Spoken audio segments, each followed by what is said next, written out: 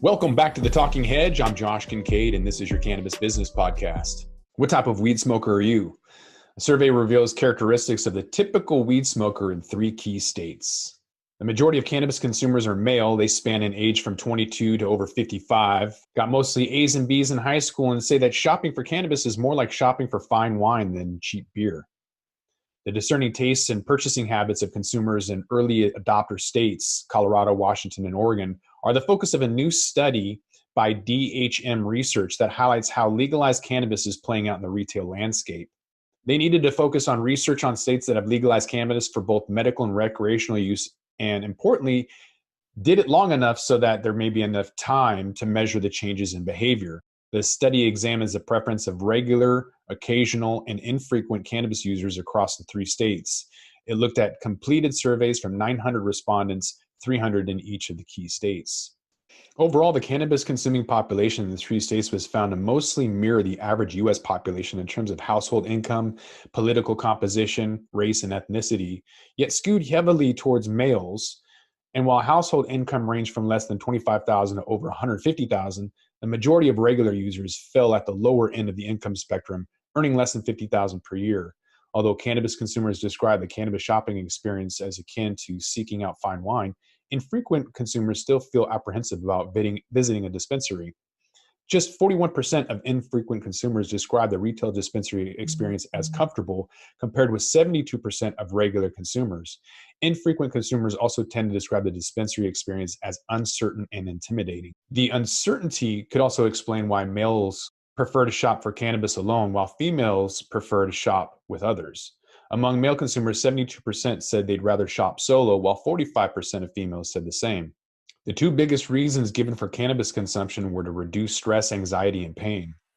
When you think about cannabis as a replacement for alcohol or opioids, the size of the market takes on a much different look and feel, the study's author noted. The consumers who seek relief from stress or pain can now address those issues through an easy access to numerous retail outlets and an abundance of products, all tailored to fit their individual preferences. According to the study, most cannabis users reported their family upbringing as middle income, with parents who were somewhat strict. About equal number of respondents described themselves as introverts versus extroverts. With new states legalizing cannabis, they're seeing an increase in emergency room visits, mostly because of oils being 99% or just really strong doses of edibles, oils. And if you're not used to it, your heart's going to palpitate, you're going to overdose, and you might end up getting cannabinoid hyperemesis. The larger portion of the acute psychiatric visits associated with edible exposure is troubling, given the capacity of THC to cause or exacerbate psychosis and the risk for violent behaviors linked to cannabis-associated psychosis. The study looked at nearly 10,000 patients who had a cannabis-related emergency room visit between 2012 and 2016 and compared changes after recreational cannabis became legal in January of 2014.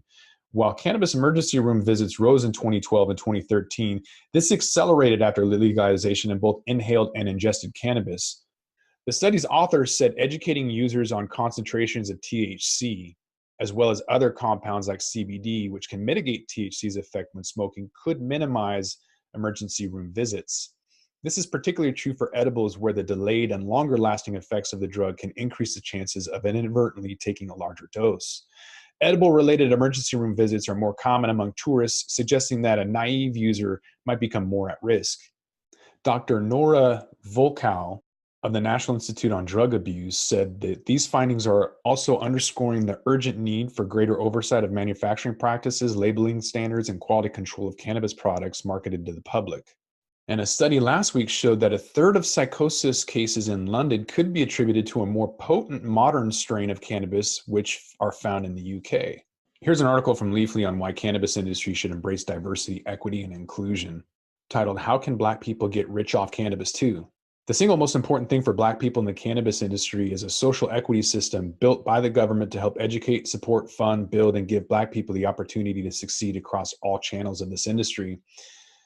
The very first social equity program in cannabis was created in Oakland, California in 2016. It was designed to reserve and provide licensing as well as funding to Black cannabis businesses.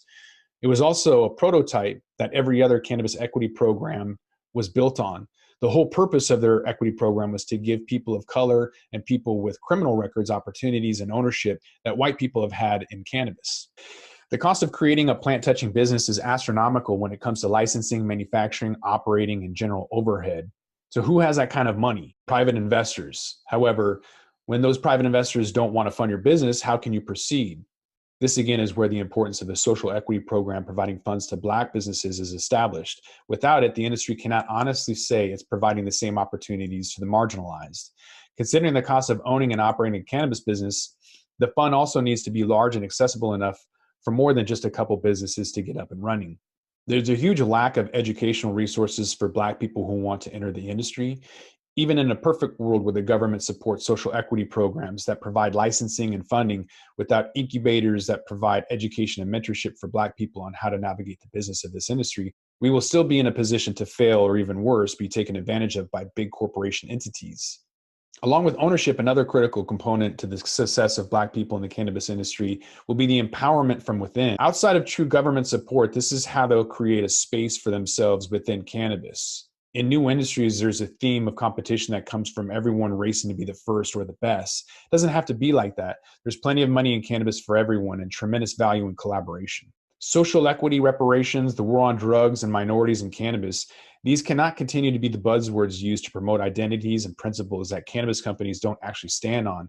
The industry was built on the backs of people who look nothing like those who are in the front streets of its success. It's time for that to change. It starts with an end, with an industry demand and government support. The success of Black people in the cannabis industry comes down to how truly committed the government and this industry as a whole are to correcting and repairing the damage done to marginalized communities from the war on drugs. And with that, we're going to roll this one up. Don't forget to like, share, and subscribe, or don't, and I'm out.